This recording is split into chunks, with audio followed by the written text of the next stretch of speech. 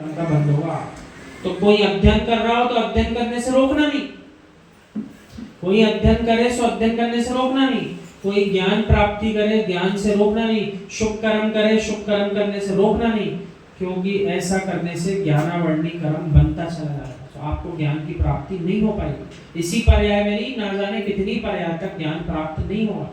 और जब तक सच्चा ज्ञान नहीं मिलेगा तब तक जीव समाधि कर नहीं पाएगा। तो समाधि नहीं होगी तो मोक्ष भी नहीं होगा। सारे तार सीधे मोक्ष से जुड़े हुए हैं, इसलिए प्रत्येक क्रिया सावधानी से करो, विराधना ना हो, इस बात का ध्यान रखो। ऐसा करना।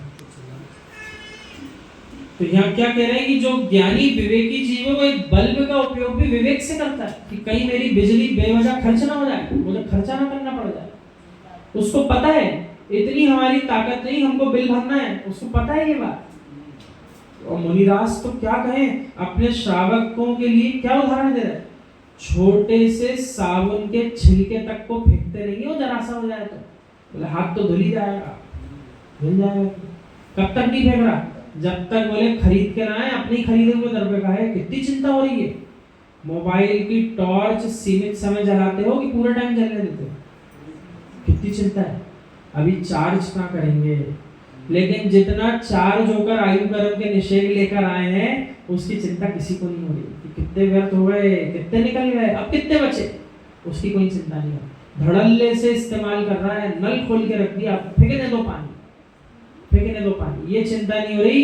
वही जल तुम्हारे काम में आने वाला है थोड़ी देर बाद, अभी फेंक रहे हो तुम उसको। तो वही कह रहा है कि उसको बिल भरना, उसको ज्ञान है। ऐसी है साधक, जितना तुम पुण्य के द्रव्य का भोग कर रहे हो, जितना तुम अपने आप में कषाय भाव को प्राप्त हो रहे हो, इसमें ये अन्वेषण करो, इसमें मेरा कषाय अंश कितना बढ़ चुका है और विशुद्धि अंश मेरा कितना कम हो चुका, कितना पाप बांध लिया और कितनी विशुद्धि का नाश कर लिया। इसका अन्वेषण करो, यानी रिसर्च करो। अन्वेषण करके रिसर्च करो। दुनिया भर की रिसर्च चल रही है, आत्मा के ऊपर रिसर्च नहीं चल रही। घाटा अधिक है, मुनाफा कम है। स्वार्थी बन के साधना करोगे तो कर पाओगे। घर में रह करके तेरे दिमाग में आता है कि बड़ा भाई अपना परिवार देखे, हम अपना परिवार देखेंगे। भले ही मिलकर रहते हो तब भी एक भाई दूसरे भाई की अपेक्षा से बैंक में अलग से खाता खोले रहता है, सबके अलग अलग खाते रहते हैं कि नहीं, कितना विवेक है। जैसे आपको माता पिता भाई बहनों के एक साथ रहने के बाद भी स्वयं का परिवार दिखने लगता है, ऐसी है साधकों, सारे प्राणियों के बीच रह करके भी आपको निज के आत्मा का वंश दिखना चाहिए। मेरी आत्मा किसके वंश की है, जितने तीर्थंकर हो चुके उन्हीं के वंश की मेरी आत्मा है। और स्थिति वही चल रही। कल गधे और शेर वाली कहानी आई थी ना बीच में, तो अपन अपना वंश ही नहीं जान पा रहे कि हम रह किनके बीच रहे, किन में अपना समय निकाल रहे। हम भगवान महावीर के वंश के हैं, ना कि अज्ञानियों के वंश के। अज्ञानता में समय निकल रहा है, कोई साथ नहीं दे पाएगा, सावधान तुम्हें ही रहना पड़ेगा। मोक्ष मार्ग पर कभी भी इस दृष्टि से मत बढ़ना कि गुरु विशुद्ध सागर साथ देंगे या दूसरे आचार्य साथ देंगे या गुरु भाई साथ देंगे। कितना स्पष्ट बोलते हैं आचार्य श्री, कोई मन में विकल्प रह ना जाए किसी की गलती से, सब बातें स्पष्ट कर देते हैं कि गुरु के नाम के पीछे भी मत जीते रहना कि गुरु है तो गुरु सब देख लेंगे। वे अपने आप को देखेंगे कि आपको देखेंगे, और आपके जैसों को देखेंगे, किसको देखेंगे। उन्हें अपनी चिंता है कि सबकी चिंता है, अपनी चिंता है। जब तक जीव अंतिम अवस्था में स्वार्थी नहीं बनेगा तब तक अपना काम नहीं बन पाएगा। यहाँ एक साथ मिलके एक प्रयोजन से बैठे तो हैं, परंतु अंतरंग लक्ष्य सबका अपना अपना स्वार्थ बने से सिद्ध है, तभी जाकर सिद्धि होगी, वरना नहीं हो पाएगी। बेटा परिणाम तुम्हारे तुमको संभालना पड़ेंगे।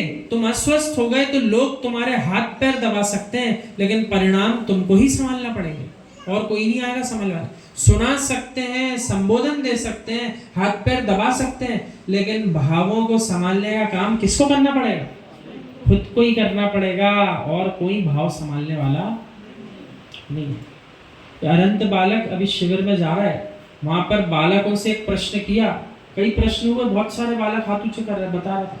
एक प्रश्न बोले ऐसा किया, एक भी बालक ने हाथ खड़ा नहीं करा, बोले हमने अकेले हाथ खड़ा करा। प्रश्न बालकों से ये किया गया, 12 वर्ष तक की आयु के बालकों से, कि सम्यक दर्शन की प्राप्ति कितने समय में हो सकती है। किसी बालक का हाथ खड़ा है, इसने झट से हाथ ऊपर करा, बोले 8 वर्ष अंतर मुहूर्त के बाद सम्यक दर्शन हो सकता है। तो वो पढ़ाने वाले पंडित लोग भी सब देखने लग गए कि बालक को उत्तर कैसे पता है, इसको ही पता था क्या, तो इसने वहां उत्तर दिया। हमने कहा कक्षा में बैठे हो तो कुछ फायदा मिल रहा है, बाहर जाके उत्तर दे पा रहे हो। सम्मान अपमान यश अपयश ये सब पर आश्रित नहीं है, आपके स्वयं की कर्म के आश्रित है। यानी किसी दूसरे के कारण ना सम्मान मिल रहा है, ना अपमान मिल रहा है, ना यश अपयश की बात चल रही है। जो भी हो रहा है आपके ही कर्मों के आश्रित हो रहा है। जैसा किया था वैसे ही भुगतने में आ रहा है।